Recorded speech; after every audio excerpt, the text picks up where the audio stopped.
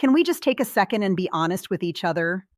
Because I need to ask you something and I need you to really think about your answer. When was the last time you woke up in the morning and actually felt rested, like truly rested? Not that I survived the night kind of rested, but that I could take on the whole world feeling that we used to have when we were younger? Yeah, me neither.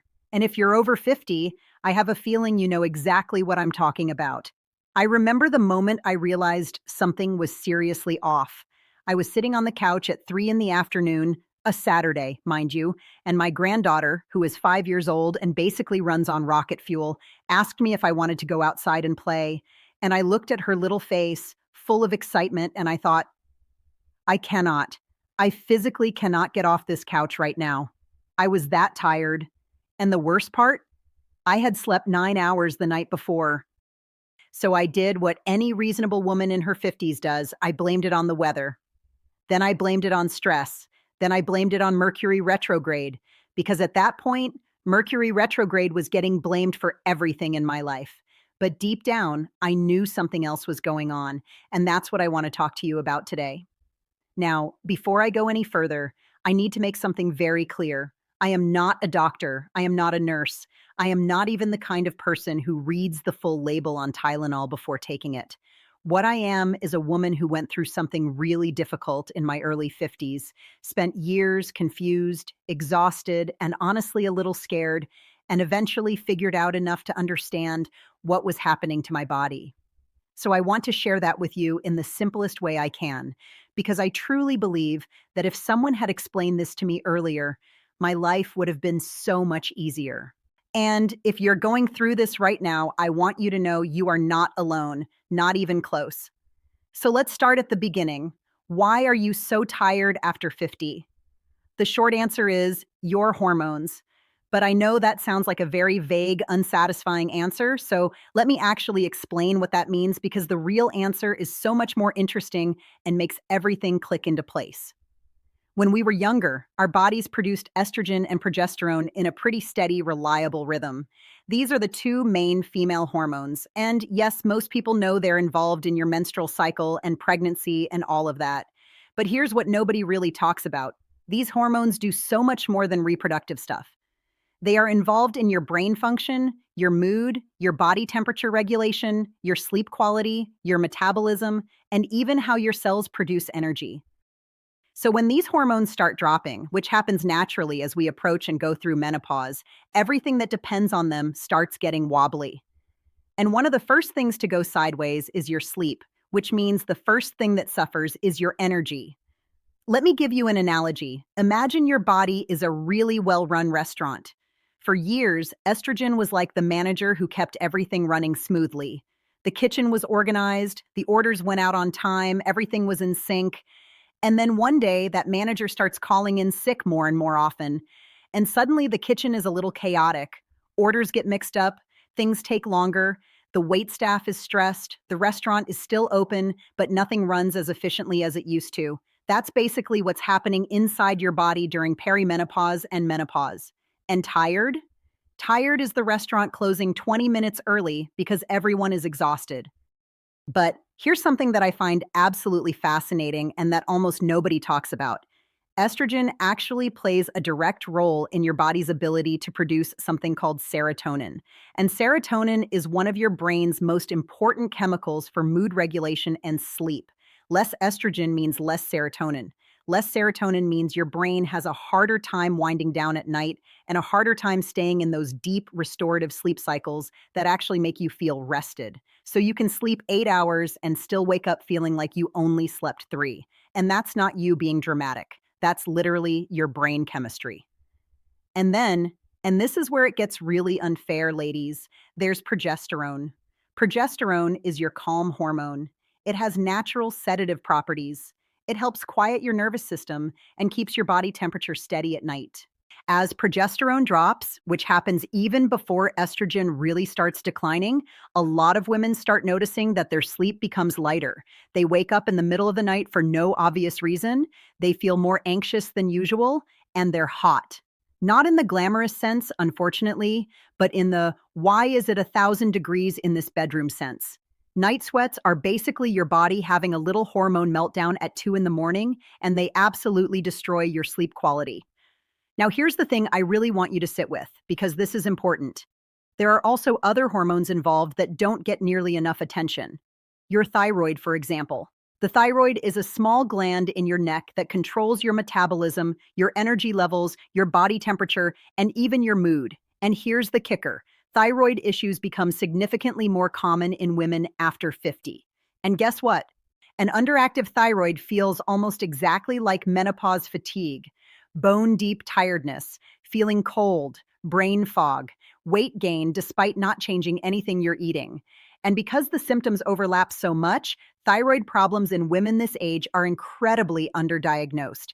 I cannot tell you how many women I've talked to who spent years being told it's just menopause when there was actually a thyroid issue happening at the same time. And let's not even forget about cortisol, your stress hormone. When your body is already under the hormonal stress of menopause and you add in the normal life stress of being a woman in your 50s, because trust me, life does not get less stressful just because your hormones do. Your cortisol levels can stay elevated way longer than they should. And chronically high cortisol is absolutely exhausting to your body. It keeps your nervous system in a low-grade state of alert all the time, which means even when you're sitting still, your body is burning energy like it's running a race. No wonder you're tired.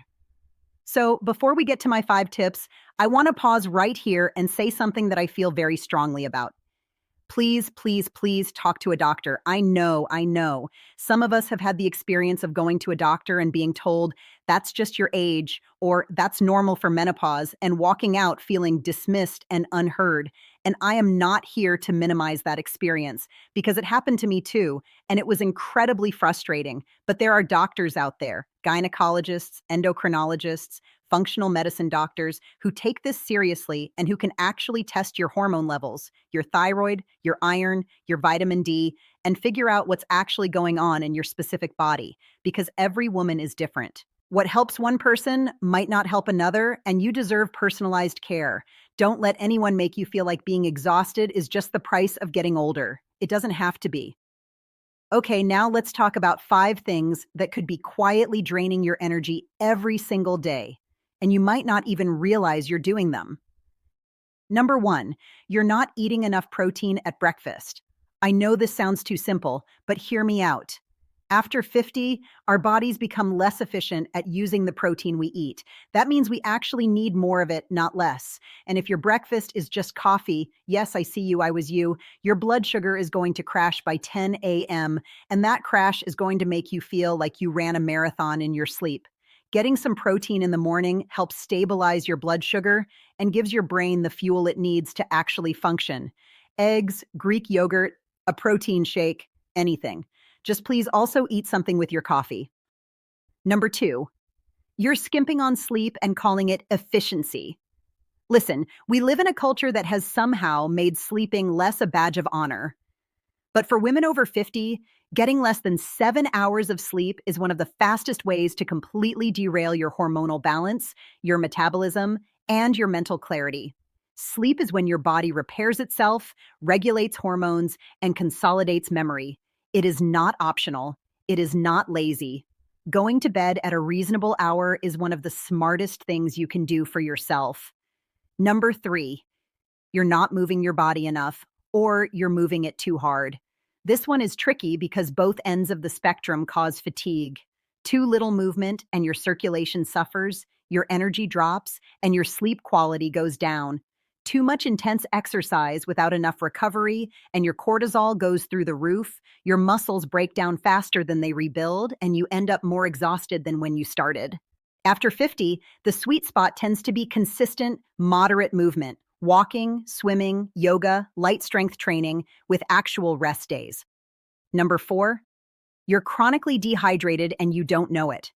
Estrogen helps your body retain water and regulate electrolytes. As estrogen drops, your body becomes less efficient at staying hydrated, and even mild dehydration, like just 1% below where you should be, causes fatigue, brain fog, and headaches. Most women I talk to are not drinking anywhere near enough water during the day.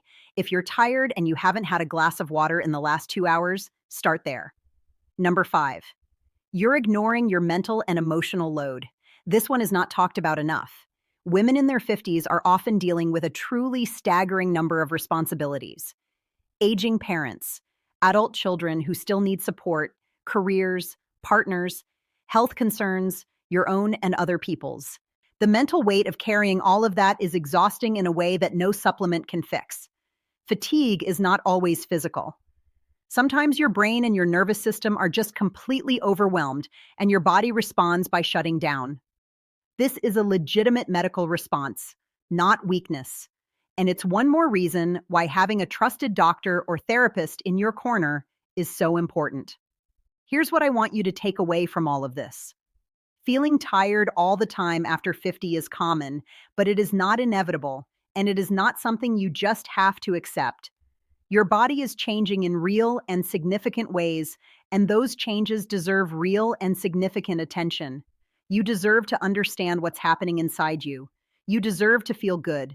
And you absolutely deserve to get off the couch and go play with your granddaughter without feeling like you need a 3-day recovery afterward. That's the goal. That's what's possible. If any of this resonated with you, if you saw yourself somewhere in what I was describing today, I want to hear from you. Drop a comment below and tell me, what's the one symptom that made you realize something was off? Was it the fatigue, the sleep problems, the brain fog?